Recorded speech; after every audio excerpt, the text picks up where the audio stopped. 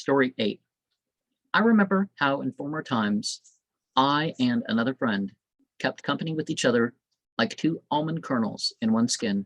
Suddenly a separation took place, but after a time, when my companion returned, he commenced to blame me for not having sent him a messenger during it. I replied, I thought it would be a pity that the eyes of a messenger should be brightened by thy beauty, and I deprived thereof.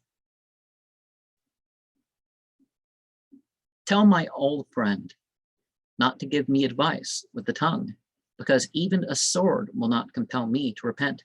I'm jealous that anyone should see thee satiety. Again, I say that no one will be satisfied, that no one will be satiated.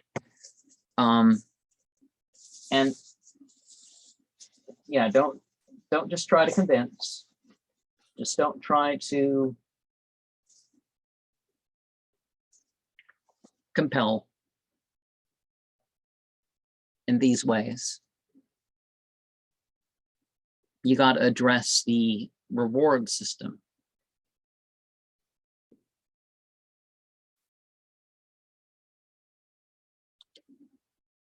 Style and tact is not enough.